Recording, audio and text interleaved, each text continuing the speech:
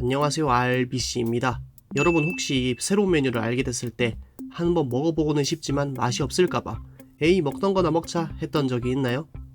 아니면 가보곤 싶은데 너무 어르신들만 있다거나 너무 어린 친구들만 있어서 들어가기 민망했던 경험이 있죠. 오늘 가는 식당도 그런 취지에 걸맞다고 생각합니다. 텐동이라고 혹시 들어보셨나요? 밥 위에 각종 튀김과 소스를 올리는 튀김 덮밥인데 유행한 지는 꽤 됐지만 제 시청자의 대부분이 불혹을 넘겨서 안 가본 분들이 많을 거예요. 그래서 준비한 텐동 맛집 소개하겠습니다.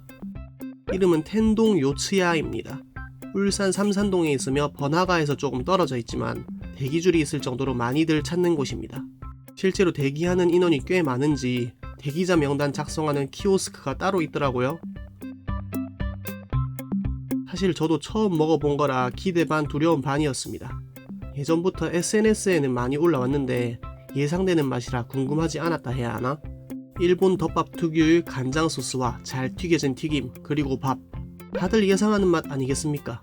그럼에도 한 번도 안 먹어봤다는 건 너무 익숙함만 쫓고 있지 않나 싶어 들르게 됐습니다. 내부는 테이블 없이 다찌석으로만 돼 있습니다. 그래서 최대 수용 인원이 10명 남짓이라 대기줄이 항상 있다고 합니다. 메뉴는 텐동 5종류가 있고 사이드로 샐러드 2개, 온천 계란이 있습니다. 처음 가셔도 당황할 건 없는 게 어떤 재료가 들어가는지 상세하게 적혀 있습니다. 물론 일본어로 된 튀김이 있어 헷갈리는데 친절한 직원분이 다 알려주시니 걱정 안 하셔도 됩니다. 저는 친구와 둘이 가서 대표 메뉴로 보이는 토쿠조 텐동과 사카마치 텐동을 주문했습니다. 위치상 다시 가긴 힘들 것 같아 사이드도 시켜보자 했는데 샐러드 재료가 다 나가 포테토 샐러드 하나만 추가합니다. 나중에 알게 됐지만 온천 계란도 추가해서 밥에 말아 드시면 되는데 저희는 몰라서 추가 못했으니 시청하는 분들은 온천 계란도 꼭 시켜보시길 바랍니다. 튀김을 그때그때 튀겨줘서 텐동 나오는 시간이 조금 걸립니다.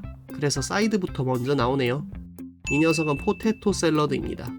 으깬 감자가 올라가서 담백하게 드실 수 있고 식전으로 위 코팅하기에 좋았습니다. 소스는 이름을 모르겠는데 맛있습니다. 이름 아시는 분 댓글 부탁드릴게요. 장국은 텐동 나올 즈음에 나오네요. 맛은 우리가 아는 그 맛입니다. 설명 끝!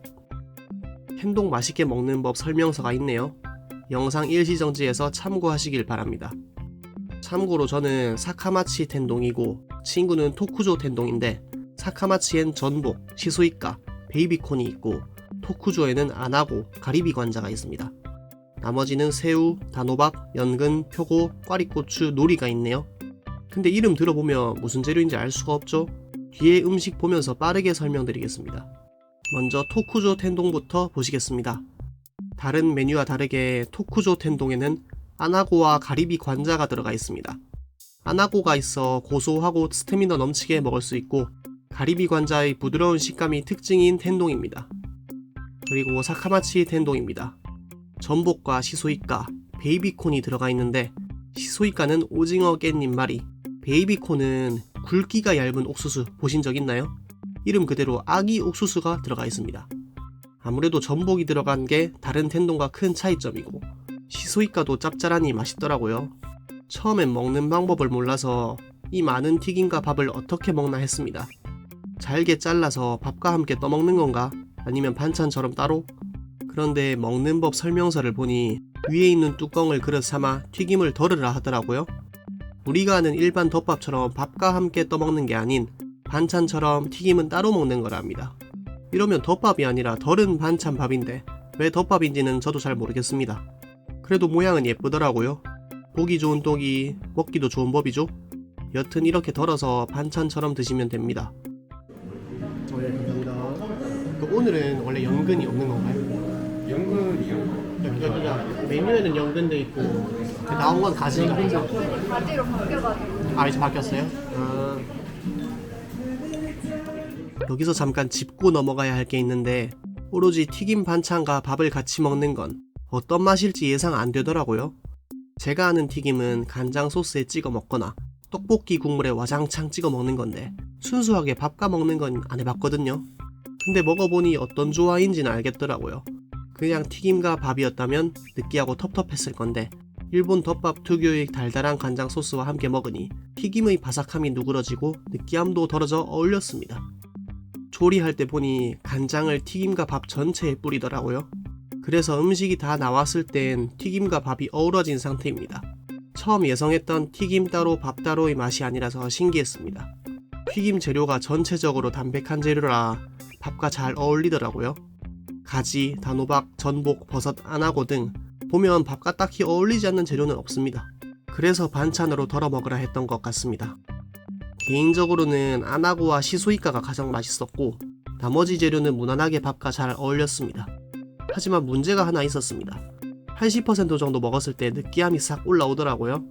느끼하면 꽈리고추로 느끼함 달래라고 돼 있는데 2초 정도 달래지고 다시 느끼했습니다. 많은 튀김을 먹으니 느끼한 건 당연했는데 그래서 메뉴에 술 종류가 많았나 봅니다.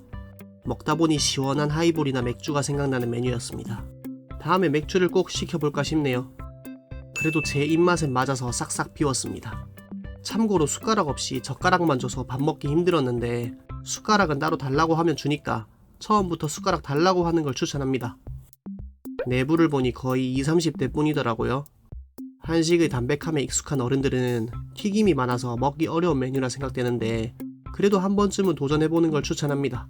생각보다 맛있더라고요.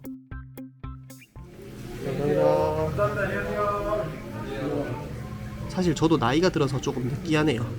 깔끔한 소주에 매운탕이 생각나는 하루입니다. 빠이빠이 한번 할래? 안녕. 바이. 오늘도 시청해주셔서 고맙습니다. 그럼 이만.